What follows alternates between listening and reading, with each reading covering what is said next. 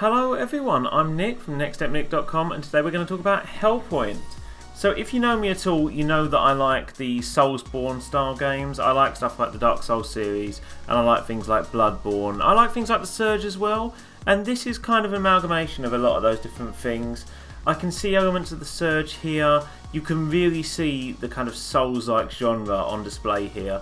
You're moving around and exploring these really nice looking vistas in this sci-fi world near what looks like a black hole. I haven't actually finished the game yet. But you're exploring and finding different items, and most of the time the world is kind of trying to kill you. The world is trying to kill you and everything is trying to destroy you, and it's tough. It's a case of dying quite a lot as you learn the ropes and just throwing yourself at these problems over and over and over again until you win.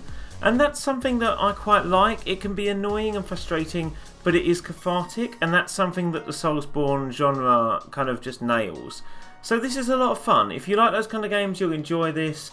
There's a bit of a difficulty curve and things feel a little bit faster paced. So I would say they feel a bit more like the Surge in that regard, especially as well with the setting based in kind of space and the future. But it's fun, it's interesting. There are things I think it could do better. The bosses are, well, they're kind of generic. They're not incredibly impressive. They're a bit of a muchness. They sometimes glitch out as well. Sometimes their attacks will whiff you a little bit, or like there were some earlier bosses in the game that their attacks were just going through walls at certain points. Not all the time, but every now and then. And that kind of pulls me out a bit. I think the major thing about Soulsborne games is they need to have that fairness. But when you're actually inside a large combat area, you're fighting against multiple enemies, it also doesn't feel that great either. And that again is something that I think is stereotypical of the Soulsborne genre. It's hard to tell with the enemies as well, because some of the enemies look like they're going to absolutely devastate you and they're really easy to beat, and then you'll fight against other things that look vaguely easy and you'll absolutely destroy them. The other issue I have got with the game, to be honest, is that it relies a lot on puzzles where you're jumping across crevasses and things like that, and some of the areas can seem quite similar too. So you can end up getting a bit lost and then having to jump around, and it's not exactly ideal. There's an interesting mechanic where when you die you fight against your ghost, but I don't know why you do, if you know what I mean. You will find your axioms, which take the place of souls in this, just on the ground somewhere, but you also have to fight against your ghost, but there's no real reason why that helps you.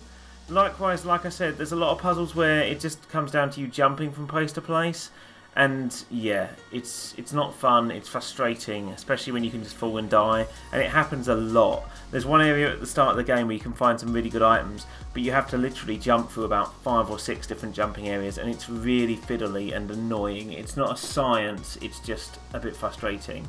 But if you can look past that and just appreciate the environment and get into the gameplay and look into the lore of it, you'll have a really good time. I mean, going between breaches as well is something I think that could be refined a bit. Breaches take the place of your lanterns, and you can synchronise them so you can teleport from one to the other, but it requires an item, and that item can be found in like secret rooms or hidden areas, but it just feels like a bit of a frustrating gate.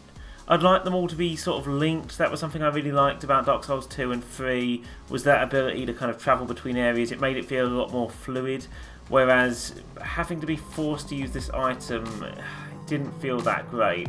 It's an interesting game though. I'd like to see how it progresses.